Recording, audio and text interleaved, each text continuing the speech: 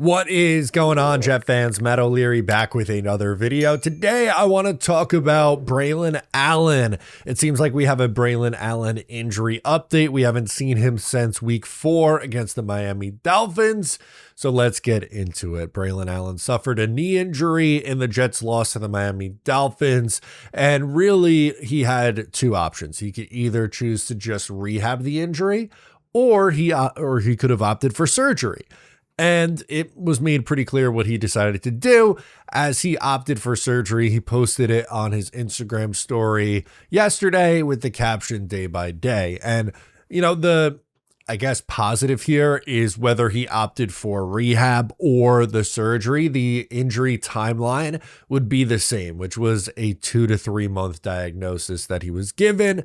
But my take on this is at the earliest, on the 2-month window, you'd be looking at roughly the Falcons game for a return, which would be 6 games to play. At the full 3 months, that would be the Patriots game, which would be, you know, the second to last game of the season.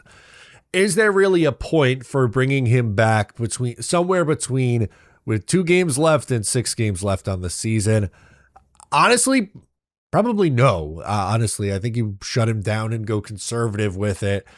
There's no reason to rush him back in a lost season. Think you know football? Then try to turn your football knowledge into real money with the Sleeper app, the ultimate fantasy sports app that can turn game day into payday. Just download the Sleeper app and pick more or less on your favorite players.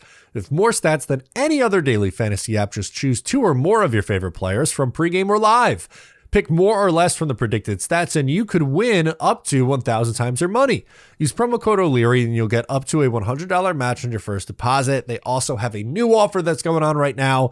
No deposit required. Giving a free $20 with my promo code O'Leary.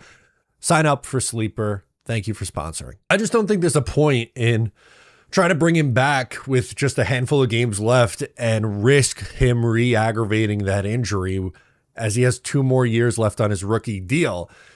If the Jets decide to trade Breece Hall at the deadline in a couple weeks, then, like, obviously I get it. Like, it's not going to be fun watching a running back room of Isaiah Davis and Khalil Herbert, but like that you're just going to have to deal with it. That's going to have to be the 1-2 punch. And, you know, Herbert hasn't had a carry yet for the New York Jets, was pretty good in Chicago a couple years ago.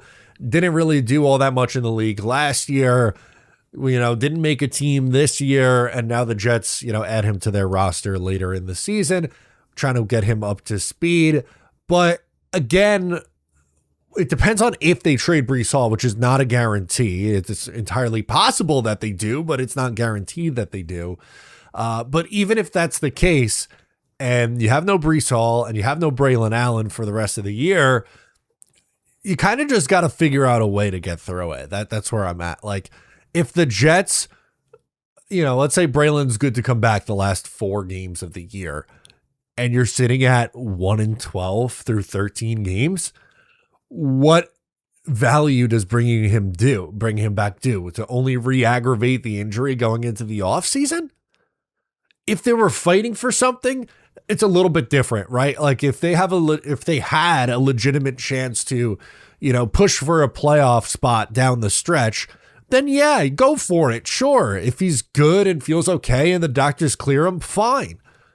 But I just don't see the point in bringing him back and, again, risking an injury, especially if you trade Breece Hall, because going into 2026, the role for Braelon Allen is likely going to be bigger. And who knows, maybe they look to add, you know, another running back, and it's, you know, a rookie with Braelon Allen and Isaiah Davis going into year 3, and they rotate him that way or whatever, right? Like, we don't know what the plan would be at that point.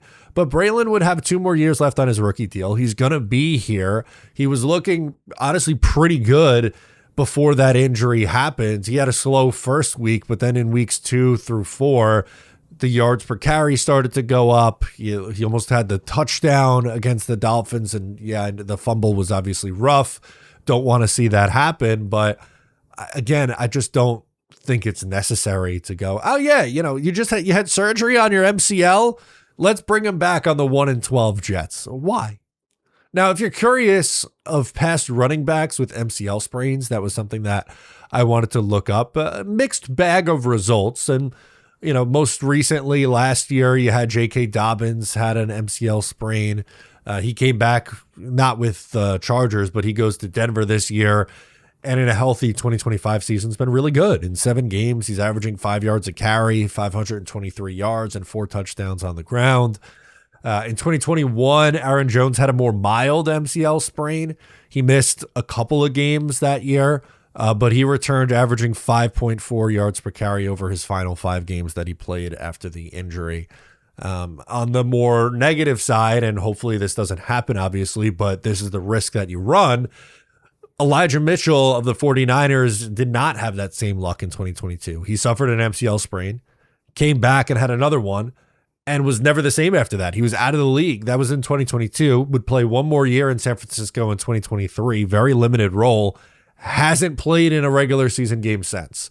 So that, again, is part of the reason why I'm going, I don't know what the value of rushing him back is. Get him healthy. He's going to be an important part of the 2026 Jets, more than likely.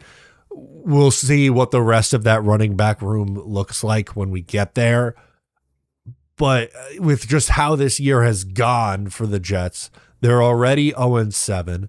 They could very well be 0-8 heading into their bye week. You had surgery, and don't be a hero. There's no point. Let me know what you think down below in the comments. I'm Matt O'Leary. Subscribe if you're new, and I'll catch you next time.